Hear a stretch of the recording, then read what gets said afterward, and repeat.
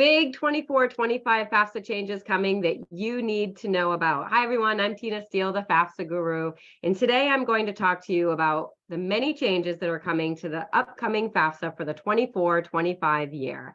I've created this webinar to hopefully help you better understand it all and be prepared for these changes that are going to significantly impact middle and upper middle income families, along with families who have multiple children in college. So first, before I get started, for those of you who don't know me, I've worked in the financial aid field for well over 30 years with expertise in college financial aid. I'm also a mom and stepmom of 6 children, 4 college graduates now, a current college student, and a 19-year-old who is doing something a little more traditional and pursuing real estate. And then my baby is a rising high school senior this year and will graduate in 2024. So I've been where you are on the other side, in addition to doing this professionally.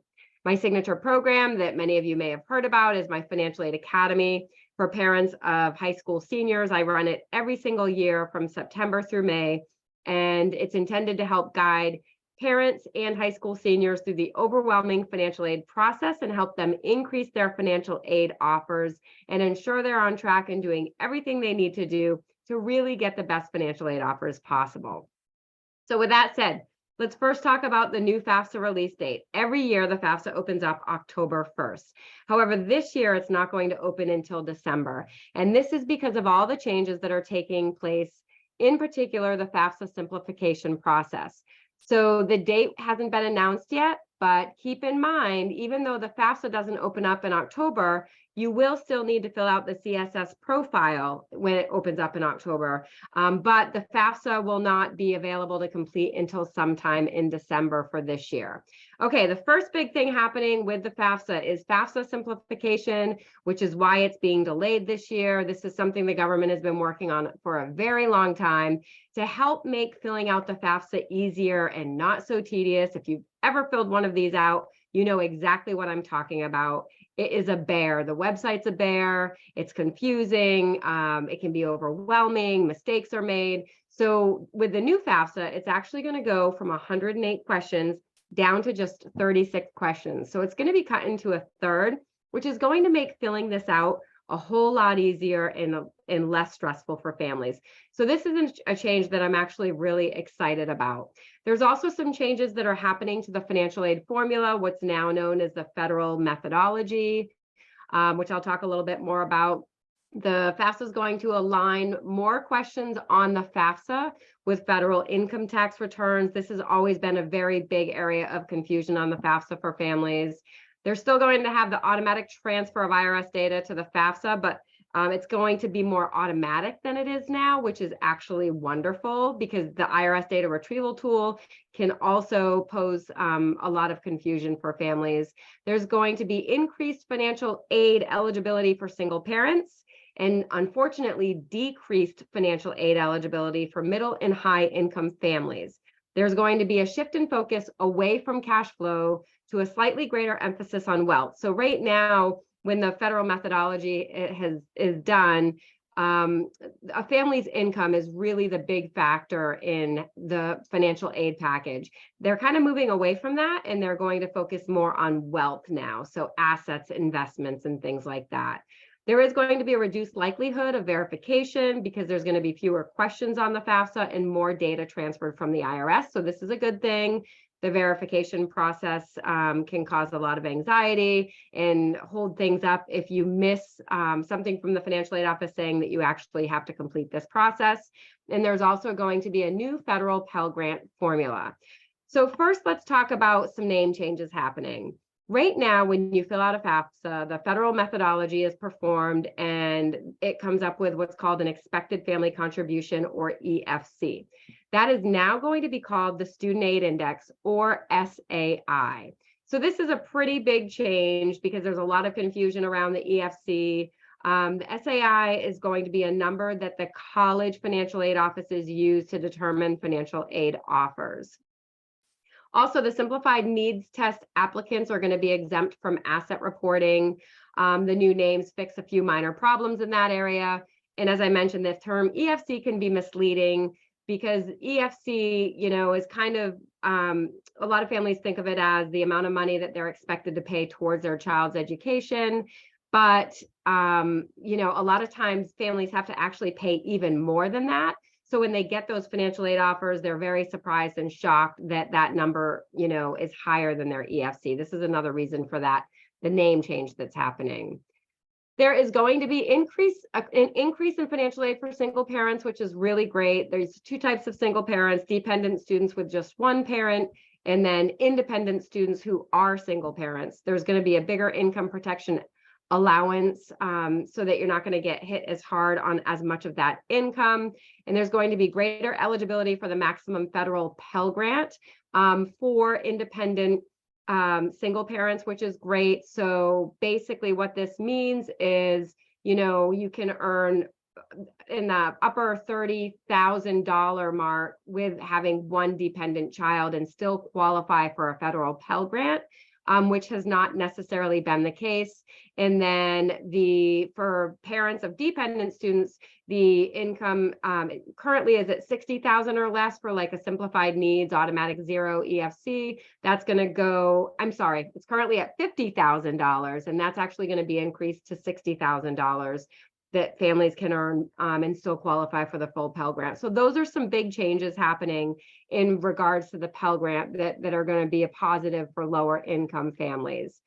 A not so positive thing is that there's going to be less financial aid for multiple children in college. The number of children in college at the same time will no longer affect eligibility for need-based financial aid. The parent contribution will no longer be divided by the number of children in college at the same time. This is a big bummer. This is going to have a really big impact on any of you who will have more than one child in college for 24, 25. So now's the time to get prepared for that. The income protection allowance will no longer be reduced based on the number of children in college at the same time. This is going to have a small impact on low-income families with multiple children in college, but a really big impact on middle and high-income families with two or more children enrolled in college at the same time. Again, unfortunately, you are going to get hit the hardest when it comes to financial aid. However, families can appeal for more financial aid based on having multiple family members in college at the same time. If any of you follow me, you know I'm a big proponent of appealing your financial aid offer regardless of this, whether you have any change in income or not. I always encourage families to appeal. But this is going to be crucial for any of you that will have multiple children in college starting in the 24-25 year. Definitely an important part of the process so that you can hopefully get some additional financial aid awarded. There's also going to be some changes in reportable income and several types of untaxed income that no longer has to be reported on the FAFSA. Cash support and other money paid on the student's behalf will not have to be reported anymore. Veterans education benefits won't be reported. Workers' compensation. There's also going to be an elimination of cash support yields certain benefits. Gifts to the student will no longer be reported as untaxed income. So if a grandparent is gifting the student money, for college or something like that, that's not going to have to be reported. Qualified distributions from 529 plans that are owned by a grandparent, aunt, uncle, et cetera, will no longer affect aid eligibility. This is a big one because right now, if somebody other than a parent owns a 529 for a dependent student, when the student takes money out of that 529, takes those distributions, it is counted as untaxed income on the FAFSA and actually negatively affects the student's financial aid. But under these new guidelines, that's no longer going to be the case. So that's actually a really good change. And then the annual child support received will be reported as an asset instead of income. So that's another pretty significant change that's happening. So changes in reportable assets include certain exclusions from assets are being dropped, such as the small business exclusion.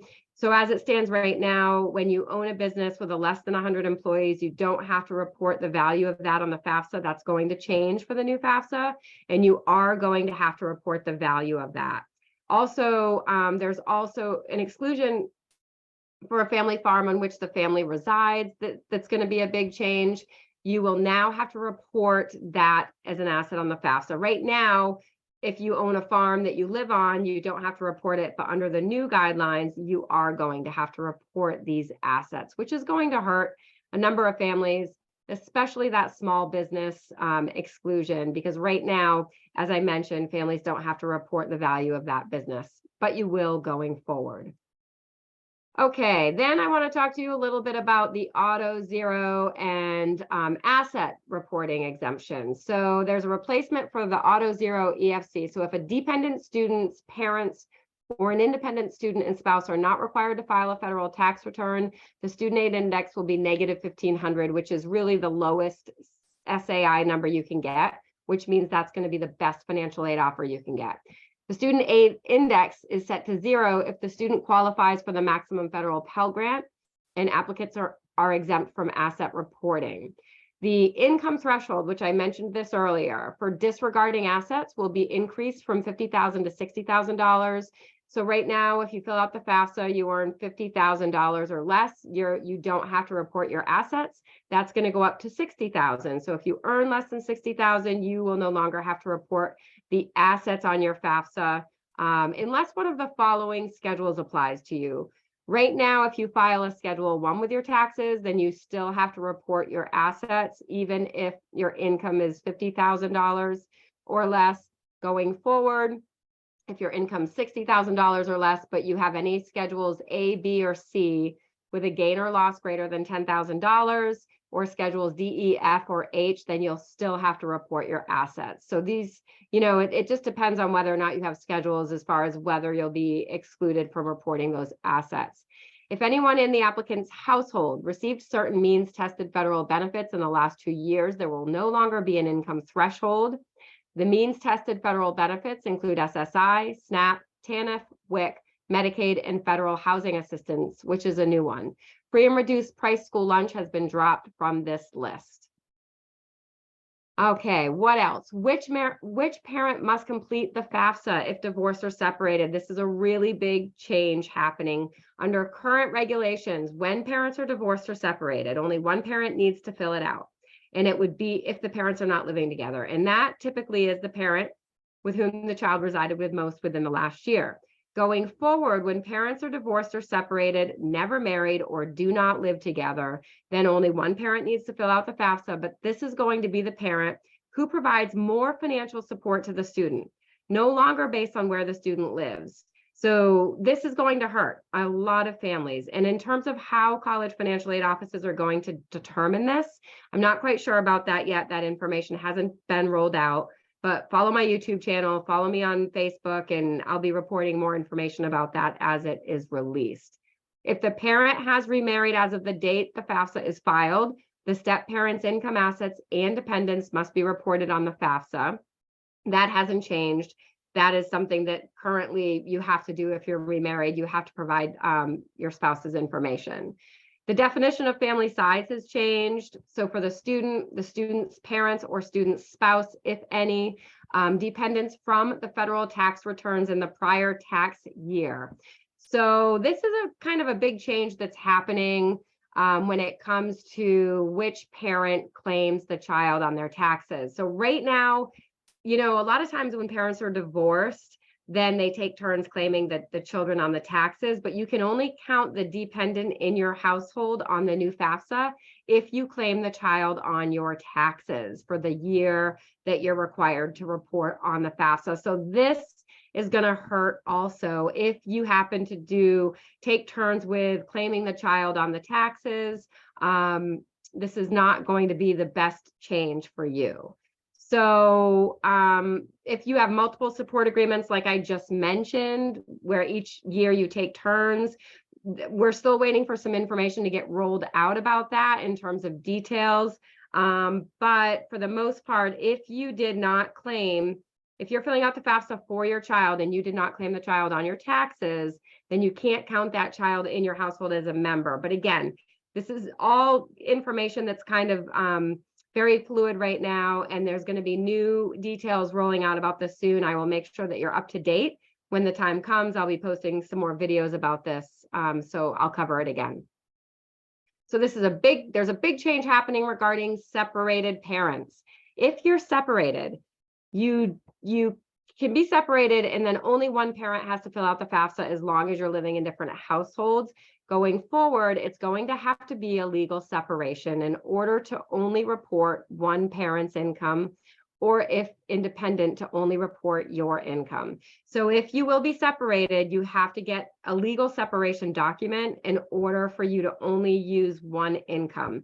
This is a really big change and something that can take a little bit of time. So if any of you are separated and you think you're going to be separated when December rolls around to fill out the FAFSA, I would start this process now and make sure you have the document in hand, because financial aid offices are likely going to be required to prove that.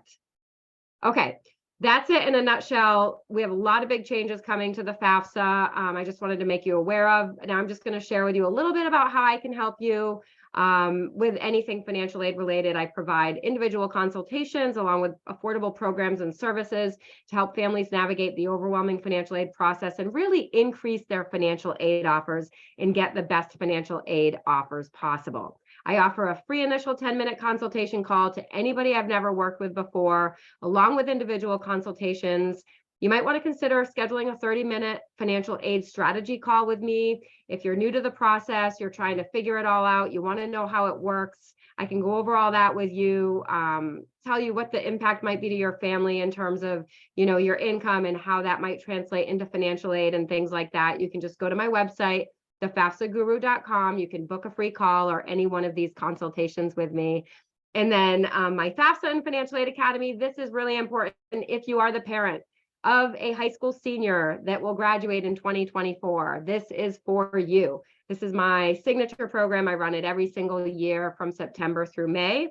And I keep enrollment open through December of the student's senior year. So if you're coming across this video in the fall of 2023, enrollment is still likely open for the Financial Aid Academy. And this program is going to help you navigate the financial aid process throughout the entire senior year, help ensure that you're really increasing and maximizing those financial aid offers.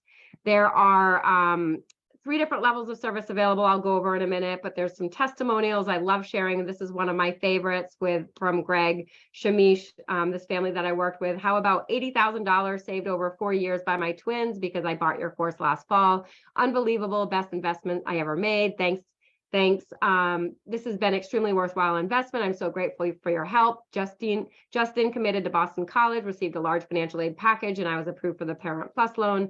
Your guidance and tips were invaluable. Thank you again. You can go to my website. I have a lot of testimonials there to learn more about the families that have worked with me, if you would like. And then just to talk a little bit about my packages.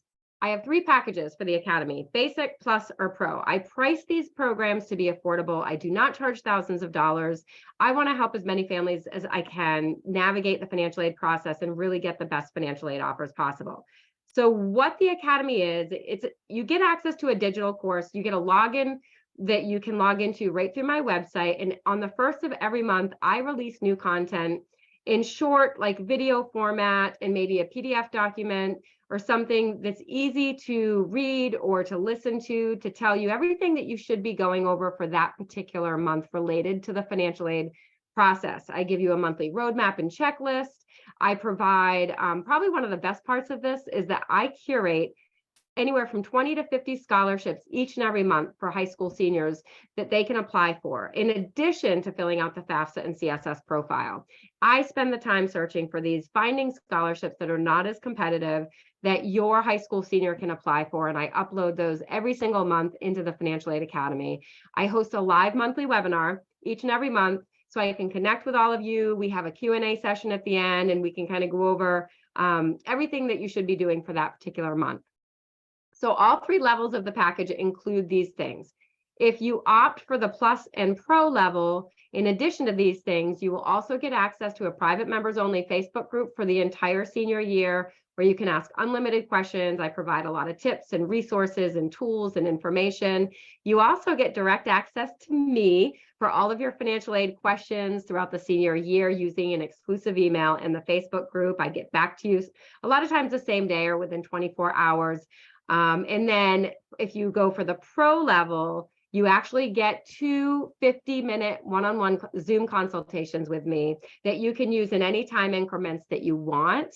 And the Plus and Pro level, I do have to cap enrollment because it requires time from me, and I am only one person and I want to provide quality services. So I encourage you, if you're coming across this video now, to go to my website, thefafsaguru.com, click on Financial Aid Academy, and you can sign up, and if it'll tell you whether or not the level is full. But the basic level is always open because that doesn't require as much one-on-one time from me. Okay.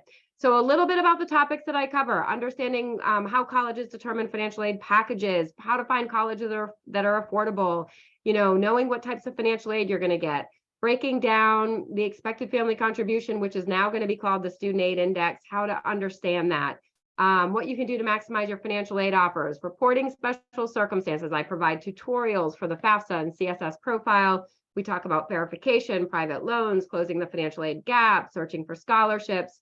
And then what you need to do after you get the financial aid offers. There's so much involved. It's not just about filling out the FAFSA. Each and every month throughout the senior year, you should be focused on something, and your kiddo should be focused on applying for scholarships. This is where I see so many students leaving money on the table. Again, spots are limited in the Plus and Pro level. The Academy for the 23-24 year begins in September and runs through May. So this is for high school seniors that will graduate in 2024 and their parents. It's mostly parents that are in the Academy because parents are the ones that are actually doing all this paperwork. But I do have some seniors that are pretty active also. So whatever works best for your family, you can all be a part of it. This is the cost. I'm going to be really transparent with you. For the 10-month program, the basic level is $199. The plus level is $499. Remember, you get access to me for questions throughout the entire year for this price. The pro level is $799, and there are payment plans available. And if you break that down per month, the highest level of service I provide is less than $80 a month, and that includes one-on-one consultation time with me and unlimited questions. My goal is to help as many families as possible, and not charge you thousands of dollars. That's not why I got into this business. So I try to be really competitive with my pricing. And then if the Academy is not for you, you prefer to learn information kind of on your own in a different way, you could take my Financial Aid 101 Masterclass, which is kind of a crash course in financial aid. It consolidates many of the topics in my Financial Aid Academy into like 6 easy to understand sections, so you can kind of go at your own pace. And, I have a lot of times families see that and they just kind of want to learn about it all and get prepared. This would be a great option for you. I also have a Scholarships 101 course and then a digital course on how to effectively appeal your financial aid offer with a financial aid appeal letter template that you can just plug in your own information. So if the Academy wasn't for you, but you just wanted, to take these other courses, you could absolutely do that for sure. To learn more and sign up, you can navigate to thefafsaguru.com. And as I mentioned, you can also schedule a free 10-minute consultation call with me at my website if you've never worked with me before for any questions that you might have. And this is my email, tina@thefafsaguru.com. If you have any questions, I recommend setting up a free call. That tends to work best. I do get a lot of emails that can be hard to kind of answer in a timely manner sometimes.